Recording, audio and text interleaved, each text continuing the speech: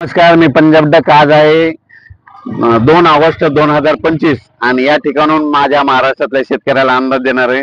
तर पाहू शकता आम्ही देखील फवारण्या चालू केलेल्या आहेत. इकडे वखर देखील चालू आहे.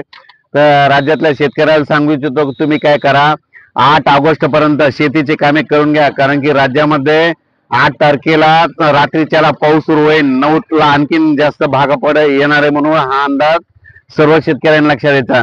सांगायचं झालं तर तुम्हाला सांगतो, 8 ऑगस्ट पर्यंत तुम्ही शेतीचे कामे करून घ्या. 9 ऑगस्टला पाऊस सुरुवात होणार आहे. कर्नाटक, तेलंगणा, सांगली, सातारा, सोलापूर, कोल्हापूर, धाराशिव, बीड, अहिल्यानगर, पुणे, कोकणपट्टी, त्याच्यानंतर परभणी, लातूर, त्याच्यानंतर नांदेड, यवतमाळ, त्याच्यानंतर तो पाऊस हिंगोली असा म्हणजे 9 तारखेला या भागात सुरुवात होणार आहे. त्याच्यानंतर 9, 10, 11, 12च्या दरम्यान तो पाऊस तुम्हाला सांगतो की अहिल्यानगर शेतकऱ्याचे फोन आले होते की आमच्या अहिल्यानगर मध्ये पाऊस पडले नाही. तर अहिल्यानगर भागातल्या संपूर्ण जिल्ह्यातल्या शेतकऱ्यासाठी आनंदाची बातमी.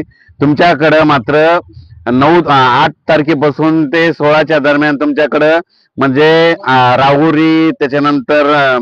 राहुरी, शिर्डी, कोपरगाव, राहता, संगमनेर म्हणजे शिर्डी सगळीकडे म्हणजे सांगायचं झालं तर श्रीरामपूर, अहिल्यानगर भागामध्ये म्हणजे जिल्ह्यामध्ये सगळीकडे 9 तारखेपासून ते 12 पर्यंत चांगला शेतातून पाणी बाहेर निघणार पाऊस पडणार आहे आणि शेतकऱ्याच्या पिकांना जीवदान ठरणार आहे. म्हणून हा अंदाज खास अहिल्यानगर जिल्ह्यातल्या शेतकऱ्यांनी लक्षात घ्यायचा.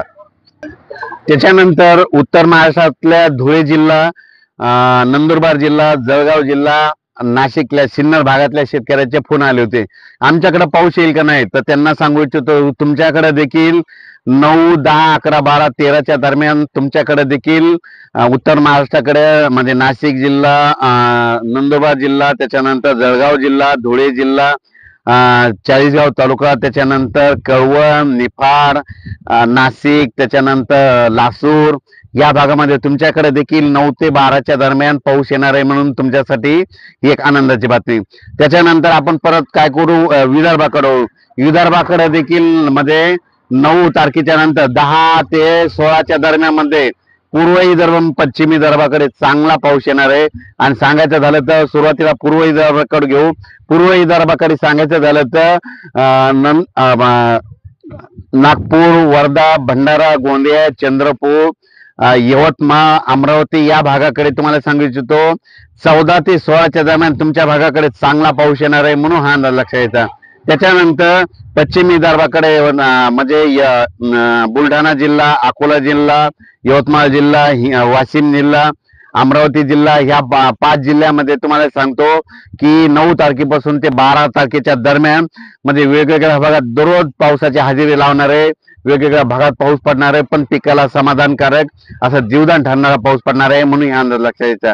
त्याच्यानंतर मराठवाड्याकडे सांगायचं झालं तर नांदेड जिल्हा, हिंगोली जिल्हा, लातूर जिल्हा, धाराशिव जिल्हा, त्याच्यानंतर परभणी जिल्हा, बीड जिल्हा, जालना जिल्हा, संभाजीनगर या भागाकडे मग सांगायचं झालं तर तसं तर 8 तारखेला मध्यरात्रीच्याला पाऊस सुरू होईल, पण 9 तारखेपासून चांगला पाऊस येईल. म्हणून म्हणतो माझी शेतकऱ्याला तुम्ही काय करा, शेतीचे कामे करून घ्या. त्याच्यानंतर बुरहानपूर म्हणजे मध्य प्रदेशमध्ये बुरहानपूर शेतकऱ्यांचे फोन आले होते की आमच्या बुरहानपूर मध्य प्रदेश खंडवाकडे पाऊस कधी येईल. तर त्यांना सांगू इच्छितो की तुमच्याकडं म्हणजे 13, 14, 15च्या दरम्यान तुमच्याकडे देखील 13, 14, 15 ऑगस्टला तुमच्याकडे देखील पाऊस येणार आहे. म्हणून हा अंदाज लक्षात द्या. त्याच्यानंतर बेळगाव, निपाणी, बेटकीर या शेतकऱ्याचे फोन आले होते. तेलंगणातल्या बऱ्याच शेतकऱ्याचे फोन आले होते. त्यांना सांगू इच्छितो का तेलंगणा आणि कर्नाटक मध्ये मात्र 7 तारखेला पाऊस सुरू होणार आहे. तेलंगणा आणि कर्नाटकमध्ये 7 तारखेला पाऊस सुरू होणार आहे. त्याच्यामुळे 8 तारखेला आता तुम्हाला एक सांगतो, तेलंगणा आणि कर्नाटकच्या बाजूला त्याच्या लगत असलेले कोणते, अक्कलकोट, त्याच्यानंतर जत, त्याच्यानंतर इकडं मनसुळी, त्याच्यानंतर इकडं उदगीर, देगलूर, उमरगा, त्याच्यानंतर तसंच इकडं कंधार, त्याच्यानंतर सगरोळी, बिलोली, धर्माबाद, आदिलाबाद या भागाकडं म्हणजे 7 तारखेला संध्याकाळी तिकडे पावसाचं वातावरण तयार होणार आहे. म्हणून हे अंदाज लक्षात आला. पण राज्यात मात्र सगळीकडे सुरुवात कधी होईल तर 9 तारखेपासून चांगली सुरुवात होणार आहे, म्हणून हा अंदाज लक्षात यायचा. अचानक या पावसामध्ये विजेचं प्रमाण जास्त असणार आहे, म्हणून हा सर्व शेतकऱ्यांनी माझी सगळ्याला विनंती, विजा कडकडत असताना झाडाखाली थांबत जाऊ नका, झाडावर जास्त विजा पडतात, म्हणून हे अंदाज सर्व शेतकऱ्यांनी लक्षात घ्यायचा. सगळ्यात सोपं, विजा कडकडायला लागला की आपला जो मजूर आहे, आपला जो कामगार आहे, त्यांना म्हणायचं सरळ घरी जा आणि स्वतःचा जीव वाचवा. आणि त्यानंतर महाराष्ट्रातल्या शेतकऱ्याला सांगू इच्छितो की आता सूर्यदर्शन असल्यामुळे तुम्ही काय करा, सोयाबीनला देखील फवारणी करून घ्या, कापसाला देखील फवारणी करून घ्या, ऊसाला खत घालायचे असले तर ते देखील घालून घ्या. त्याच्यानंतर शेतकऱ्याला सांगू इच्छितो की तुमच्या ऊसावर पांढरी माशी आली आहे तर तुम्हाला फवारणी करावं लागेल, तर तुम्ही तुमचं फवारणी कशी करायची त्याचं देखील नियोजन करा.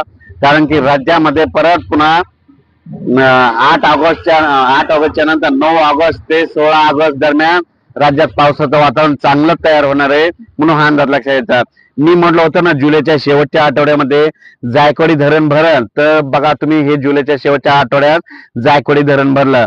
त्याच्यानंतर आणखीन परत एक सांगू इच्छितो की या ठिकाणी येलदरी धरण आहे, आमच्या परभणी जिल्ह्यातलं येलदरी धरण आणि एक सिद्धेश्वर आहे, तर ते देखील 50 म्हणजे कमी टक्केवारी, तर ह्या ऑगस्टच्या शेवटपर्यंत ते देखील 2 धरणं भरणार आहेत, म्हणून हे त्या येलदरी धरणाच्या लाभ क्षेत्रासाठी आनंदाची बातमी, सिद्धेश्वर धरणाच्या लाभ क्षेत्रासाठी आनंदाची बातमी, म्हणून हा अंदाज लक्षात येतात. आणि त्याच्यानंतर अहिल्यानगर भागामध्ये पाथर्डीकडे काल खूप शेतकऱ्याचे फोन आले होते, आमच्याकडे पाऊस आता येईल का नाही, थोडे धन सुकत आहेत हलक्या जमिनीवरले, तर पाथर्डी त्याच्यानंतर करंजी घाट सर्व शेतकऱ्याला सांगू इच्छितो, बालम टाकळीच्या तिकडल्या भागातल्या सगळ्या शेतकऱ्याला सांगू इच्छितो की तुमच्याकडे देखील म्हणजे 9 तारखेपासून ते 16 तारखेच्या चांगला पाऊस पडेल आणि तुमच्या पिकाला